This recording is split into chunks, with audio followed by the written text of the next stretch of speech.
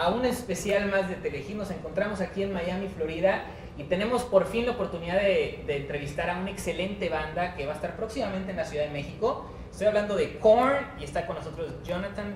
James, thank you very much for the time of this interview. Thank you. So take a look in the mirror. Why did you choose that name? The title for the record is basically it's based on self-reflection, us as a band looking in a mirror and remember where we came from, taking things back to where we came from. When we did the first Korn record, we did that on our own. We did Life with Peachy on our own, and as our career went on, we hired different producers and stuff to take us in different directions, which is something we want to do. That's why we hire them, because we always want to do something that's different each time. And we decided on this album we wanted to do something different and do it ourselves and take it back to our basics, basically. And what is the hardest thing of producing an album? This wasn't hard at all. We had a lot of fun. I mean, it was like us getting in the room and just jamming. It was, do you like this? Bouncing ideas off of each other.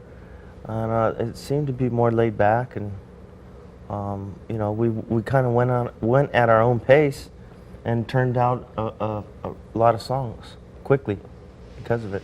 Like the old times? Yeah, there wasn't pressure, coming from anywhere, so we were able to turn out a good record at that. Yeah. And right now, the first single, what do you want to say with that song?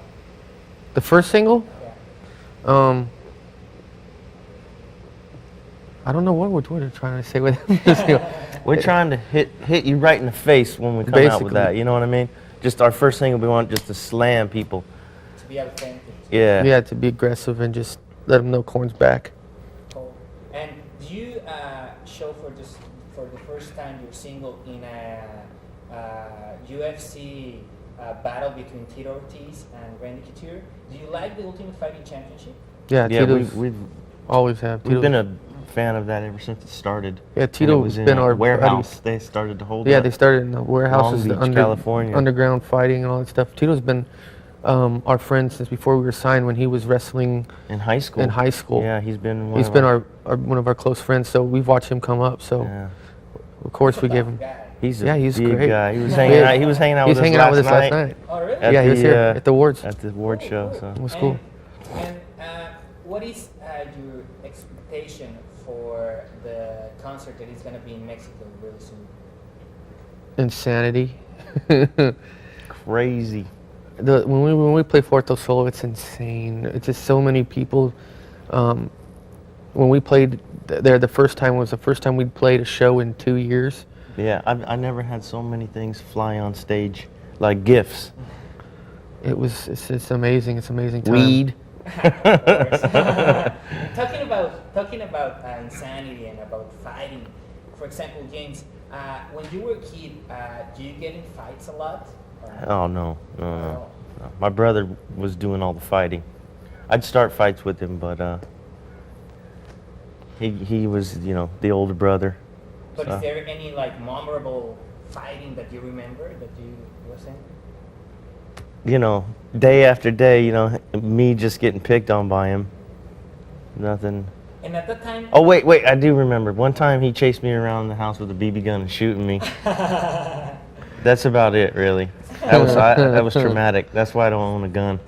And BB gun, I'll hook you up, bro. Okay. And at that time, when you were kids, what was the hardest thing of being a student at that time? When we were kids, being a student, going to school? Yeah, in school. Getting picked on? Yeah, me too, because I always had long hair. I've always had long hair, so, you get called, pussy, sissy, faggot. You want to go on a date? But Come here. Yeah, it's Fuck, just sucks. stupid, that idea that, they have long hair, they probably weirdos. No, probably not, and you're showing them. Right now, what could you say to all of the people that when you were kids treating you bad, and right now you're a great musician and everything? I'd say thank you for inspiring me to write heavy music. Exactly. To me, it's my ultimate revenge. It's great. Feels good. And for James Schaefer, what is the hardest thing of being Monkey?